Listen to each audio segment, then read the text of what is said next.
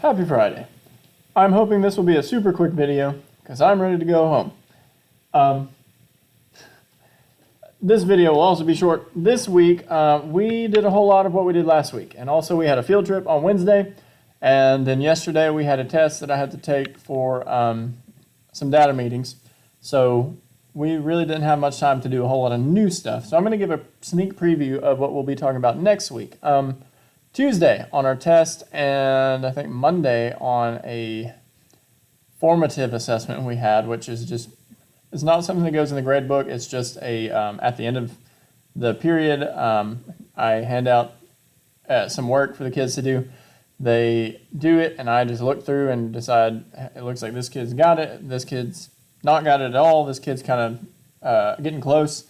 And there were a whole lot of kids that just did not have it. So between that and the test on Tuesday and then all the things this week, I've decided that next week we're going to kind of take a step back and we're going to analyze these arrays rather than having them make them. I'm realizing a lot of them are not seeing the connection between the numerical representations and the arrays. So they'll be given something like this, and we'll work on this as a class, we'll work on it individually, but they'll be given a sheet kind of like this, and their job is to analyze this and also find the answer to it. So for example, they would look at this picture here, and they would count the number of rows. So we have a row here, here, here, and here. So that's 1, 2, 3, 4, 5. So they would label it. There are 5 rows. Then they could count all the way across and label that. Hopefully though, since we've been working with base 10 blocks, or base 10 paper and blocks, hopefully they'll have the idea that, hey, working with 10s and other friendly numbers like 10 is very helpful when trying to work efficiently. So maybe they would go, I'm going to count about 10. So 1, 2, 3, 4, 5, 6, 7, 8, 9, 10. And they'd say, okay, between here and here is 10. And they might label that 10. 2, 4, 6, 8, 10. Okay. Same thing here. 2, 4, 6, 8, 10. And they would do another 10. And they might say 2, 4, 6, 8, 10. I hope I did that right. Now I'm second guessing myself. 1, 2, 3, 4, 5, 6, 7, 8, 9, 10. 1, 2, 3, 4, 5, 6, 7, 8, 9, 10. And so we'd have 10 here, and then we can see this is 2. So they could add all this together. 10 plus 10 plus 10 is 30, plus 2 is 32. So this whole side, or the whole length of this shape is 32. So then analyzing this, they could write an equation for this to represent this. This is a 5 by 32 array. And now we want to find our answer. We could also write this as a division problem. This is something divided by 32 equals 5. But ultimately we want to find this missing number. Well, if this is 5 rows of 10, I'm going to be asking them about where is the 5? Because if in 3rd grade, I talked about this last week, but in 3rd grade, if they were told to make 3 times 5, they would make 3 groups of 5. And so they would make 3 circles. And in those circles, these are our 3 groups, 1, 2, 3 groups. And in those circles, they would have 5. 1, 2, 3, 1, 2, 3, 4, 5. And then they can count 5, 10, 15, and so on. And then later on, they get to where they just put a 5 in there, but they have 3 groups of 5. Well, this is the same thing. It's just you don't want to put 32 dots in 5 separate circles. That just takes forever. So this is a more efficient way to do that.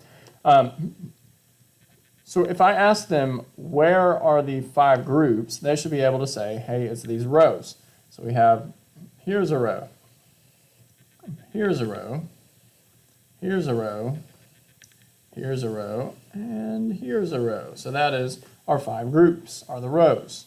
The columns are going to be how much is in each group. So we have 5 groups, and in each, well, okay. We have 5 groups, and in each of these rows is 32. So this is one group of 32, a second group of 32. third group of 32, fourth group of 32, fifth group of 32. So we have 5 groups of 32 here ultimately. Now we want to find how much that is altogether. I might ask them, what does this 10 represent? Because on our tests, I've had kids putting okay, let's go through this. This is 5 groups of 10 between here and here, because there's 10 here, 10, 10, 10, 10. So inside this, the area, the amount of space inside this rectangle is 50. But I had a lot of kids putting 50 up here. What this tells us is the length of this side from here to here. This is more like the perimeter. There are 10 here, 10 here, 10 here, 2 here. There's 5 down, 2 here, 10, 10, 10, 5. If they write a 50 here, that means, if you're reading it the correct way, if there's a 50 here, that means that between here and here there are 50. And we can actually look at it and say, no, 1, 2, 3, 4, 5, 6, 7, 8, 9, 10. This side is 10 blocks long. I tried to use the, can't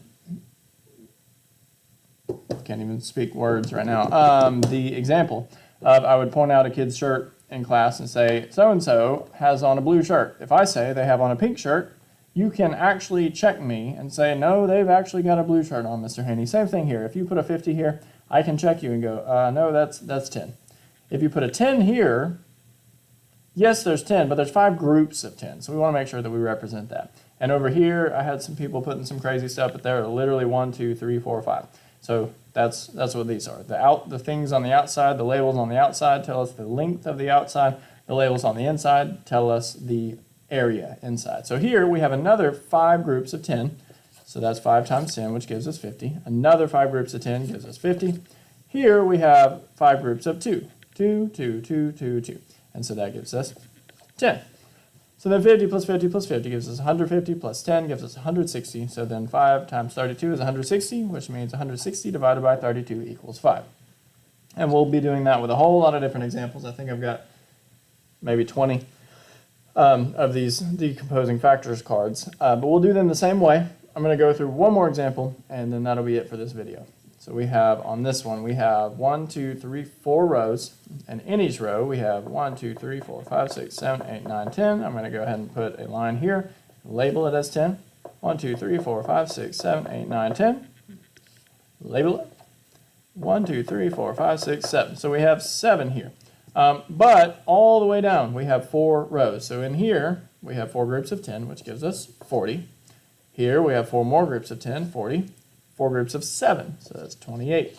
So then to represent this problem, we want to add these. 10 plus 10 plus 7 equals 27. So we have 4 times 27, or it can be represented as something divided by 27 equals 4. To find our answer for this, we want to add up the area, the total area. 40 plus 40 is 80. Plus 28, we get 108, so then 4 times 27 gives us 108, and 108 divided by 27 equals 4. All right, hope that helps. I've had a couple of parents reaching out lately and asking for extra resources, and I always point them to these videos. If you know of somebody who has a student in 4th grade and they're struggling and they don't know about the videos, please make them aware of these videos so that everybody has access to the extra information. And if you are watching the videos and you're still confused on some things or have some questions, feel free to reach out to me. I'll do my best to reach out to you as soon as I can. You have a great weekend. I'll see you next time.